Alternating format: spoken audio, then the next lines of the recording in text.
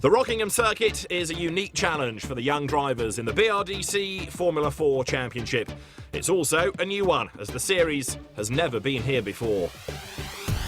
Its huge, wide-open bank turn one is a daunting prospect for anyone, no matter what level of racing experience they have. And the tight and twisty infield section will also keep them fighting for every inch of track.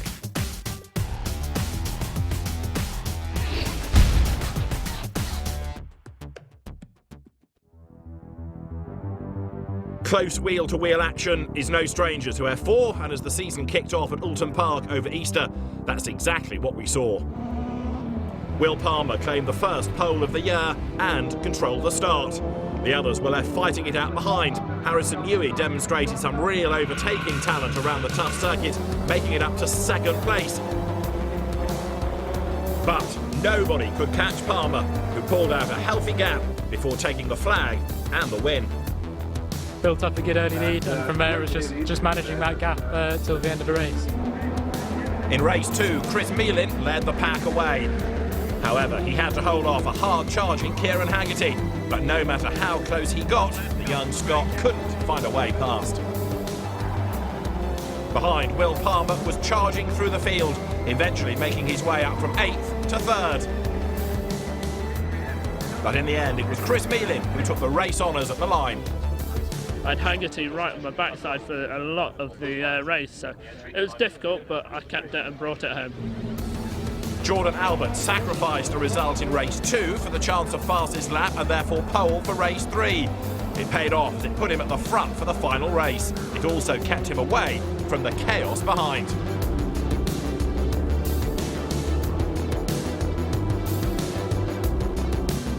A mistake from Harry Newey, though, came close to wiping them both out. A frustrated Newey then had to fight his way back to salvage a result. Kieran Haggerty had adopted second place. He was piling on the pressure to Albert, but ran wide at Lodge Corner and spun. With clear air behind him now, Jordan Albert just had to keep it calm and bring the car home for a win. Unfortunately, he spun behind me.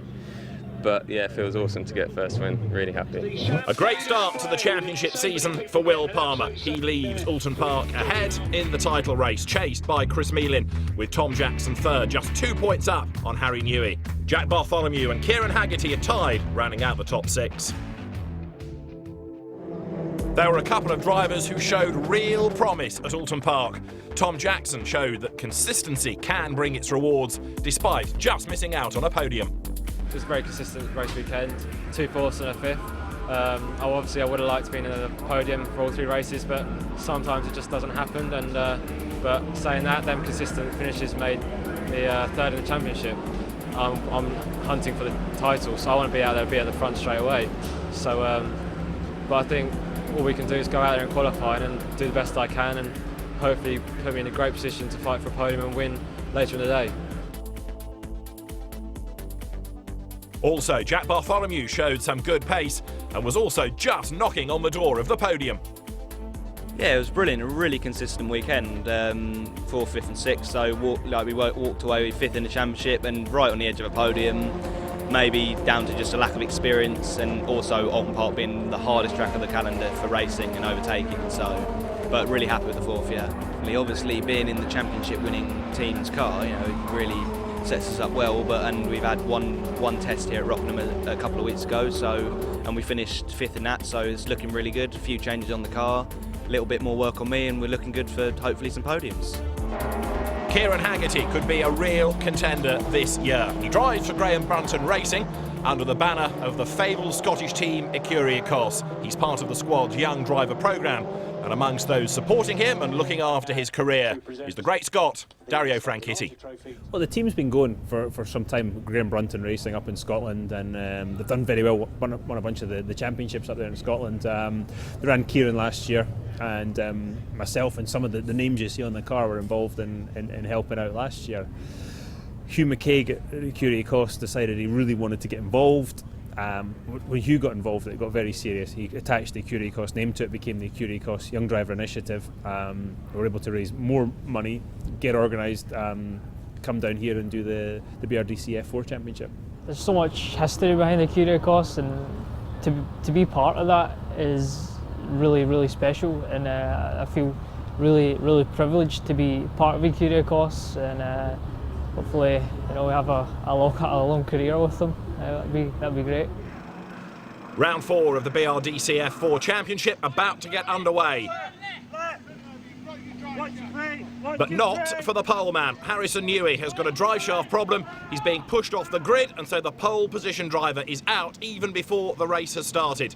Will Palmer, championship leader, ready to go. He will start second on the grid, and third, Jordan Albert. 13 laps of racing about to get underway. Harrison Newey walks away. I've been joined by the 2013 champion Jake Hughes as the lights go out. Jordan Albert lights up the tyres. Will Palmer gets a good start, and we go on board now with Chris Mealin on the run down towards turn 1. 3 wide ahead, and they start banging wheels already. Zuar Hock there on the inside made a decent enough start, but he bangs wheels with Sisa and Ngebulana as they head down towards the Dean hairpin. Palmer on the inside, on the outside, Jordan Albert who goes off, and they all go off. There's mayhem at the first corner. Ngebulana is off in the blue and white car. He spins. Chris Mealin is off the road as well. Jack Bartholomew is off, and Mealin now tries to rejoin, and there's more drama ahead. Wow. 2 corners in, and the field is decimated. That is a perfect example of why you watch for yellow flags in motorsport. Fernando Urrutia there didn't slow down enough, and he collected the car rejoining the circuit. Hannon Fallas is off the road as well. Zubar Hock's got a puncture, and he's really struggling as we go on board with the Indian here, Amaya Vaidyanathan. First time out in the championship, and he's working his way up the order. Tom Jackson off the road as well. It looks like there's some liquid that's been put down and caught out others, but there are cars scattered all around Rockingham. Hock is heading for the pit lane surely as you look there at Faisal Al-Zubair, and there are lots of really frustrated drivers down at the Dean hairpin. So the safety car is on track, and Jake, that's no real surprise, is it? No, it's not very often you see the first half of the grid go off at the same corner on the first lap. We go on board with Palmer here into turn 2. He's defending from the SWR car of Albert on the outside. It looks like he just completely misses his braking point, collects the wall with his rear right, and gets collected again by another car. But yeah, to me, the track at least looks dry, so it looks like just a misjudgment at braking. And as the leaders misjudged their braking, everybody behind kind of misjudged theirs accordingly. Lots of damage to Tom Jackson's car, isn't there? Yeah, that's quite an expensive one. Here we have the replay of Tom Jackson rejoining the circuit. In a bit of a dangerous position, but Fernando Urrutia as well. Looks like he just didn't slow down accordingly for the yellow flag. There's cars off all around the place, so maybe should have took a bit more care there.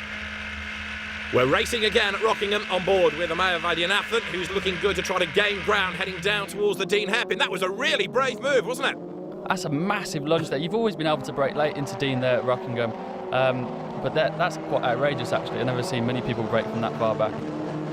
Moves himself up past Aki Rabindra as the rest of the field battles on. Sebastian Lanzetti in 66 on board now with Jack Bartholomew, looking for a way to try and work his way through traffic, but it's a really crowded road ahead of him now. Where's the best opportunity for him to try and do some overtaking, do you reckon? Well, it's to try and stay wide here. He's gone in a bit tight. Maybe he should have stayed wider to get the exit up to the next corner. But here we have the next corner is going to be a bit of a problem for him. He's going to wash out a little bit in the aero wash behind the car in front. But hopefully if he can stay a bit closer, the next best opportunity to go for the overtake is into the hairpin. Down towards Tarzan. Is Bartholomew close enough? You can see what's going on ahead. They're wheel to wheel. Jordan Albert there on the outside, trying to find his way around the outside of Chris Mealin. Onto School Straight now, behind the pits and paddock. Bartholomew not quite close enough to buy into this, but if they trip over themselves now, going down towards Brook, then he might be able to. It's Jordan Albert that goes through, gains the place over the Lannan Racing car.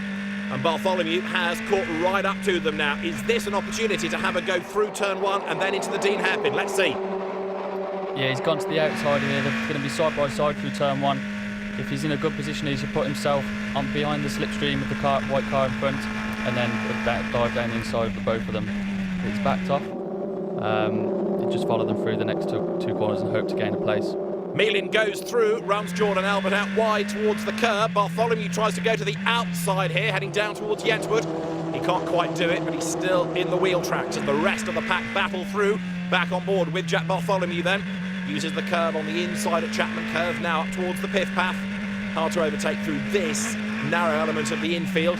but he's staying with Jordan Albert ahead. As there, you can see number 9, Rodrigo Fonseca. He is the man in the lead of the race, and Amaya Vaidyanathan here having a tremendous debut in the championship, looking for a way around the outside of Jack Lang. That's another great move there. I mean, you don't normally see anyone overtake around the outside into that corner. I don't know whether Jack Lang has just left a bit on the braking point there, because that's a bit, you don't normally see that, so that's a very good move by Vaidyanathan.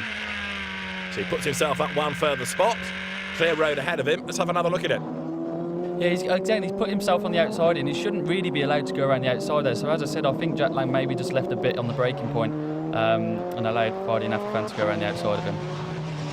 We're on the last lap of race 1 of 3 as Lanzetti makes contact with Kieran Haggerty and turns him round. 2 corners to go and Kieran Haggerty's race is destroyed. Was there a gap on the inside? Well, there was after Lanzetti had finished the move. Haggerty is able to rejoin, but it's going to be a win for Rodrigo Fonseca. 4 different winners from 4 races in this year's championship. Fonseca it is who comes home the winner, but Amaya Vaidyanathan is going to take 2nd place. Fantastic. 3rd will go the way of Jack Lang. What a race. Confirmation of the results of round 4 of the championship. Jack Bartholomew 6th, chasing home Alton winner Jordan Albert, chasing home Alton winner Chris Mealin. Jack Lang, Amaya Vaidyanathan are on the podium, but it's a win for Rodrigo Fonseca. This is my first race in this circuit and also my first win in the full championship, so I'm very happy. My parents are here, so it's really special for me. The start was quite nerve-wracking, seeing all those cars going off, but I knew that to get up on here I'd have to make the most out of the situation, and I just kept pushing.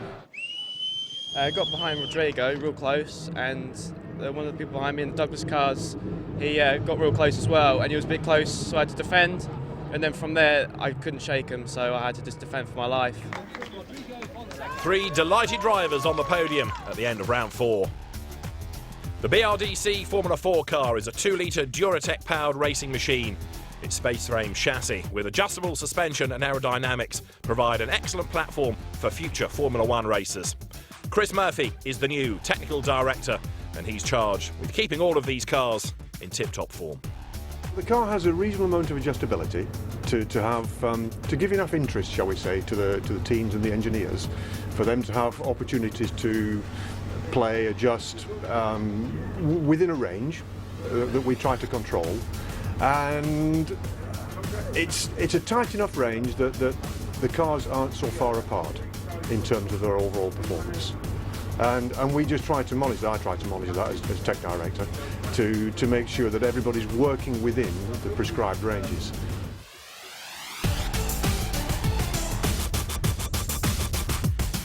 You know, and furthermore, the teams don't want to have huge freedom. They don't want the freedom to develop parts because that costs money. What you will find is that there are some teams who might take a car to a wind tunnel, for example, a full-size wind tunnel, to characterise it. It's not to change parts, it's just to understand it properly. Or to what we call a 4-post rig that shake the thing about and they're able to characterise the dampers. But having worked as a race engineer myself, I know that all this does is give you a better understanding of the car. The things they can adjust, for example, are the wheel orientation, so the camber, the toe, the ride height of the car up and down, the wing flaps front and rear, springs, they can change spring stiffnesses within a range that we permit them. The anti-roll bars they can make softer or stiffer or take them off altogether. So, you know, these are all things that carry through a driver's career right up to Formula 1 or WEC or wherever they finish up, you know, that train them to what the cause and effect of adjustments on a car are. So for that it's a perfect training ground, you know. And there are other junior foremen that don't have this degree of freedom, which I suppose are to some degree training the drivers to drive. But we've got the added element of the engineering interest, which is a really important aspect of developing a driver's career.